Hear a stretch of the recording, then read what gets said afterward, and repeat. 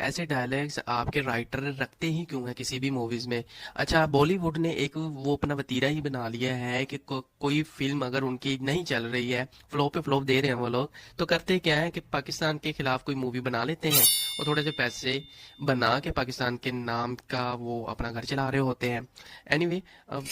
मैं अगर अपना व्यू दूं ना आप लोगों को,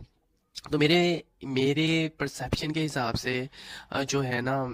ना तो किसी भी मुल्क को किसी दूसरे मुल्क के लिए ऐसी मूवीज डायलॉग्स बनाने चाहिए, क्योंकि एक दूसरे को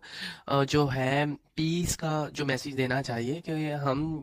पता नहीं कितनी जिंदगी है, लेकिन एक दूसरे के साथ ऐसे गर्मा गर्मी में जिंदगी गुजारने का फायदा क्या। एनीवे, पाकिस्तान के डायरेक्टर जो हैं या प्रोड्यूसर्स हैं वो ऐसी मूवीज में वैसे भी flop and drama industry Pakistan की बहुत अच्छी चलती है, तो इसके बाद शायद वो, क्योंकि ऐसा कंटेंट नहीं है और इससे हटकर भी कंटेंट नहीं है जो ये बनाते हो, और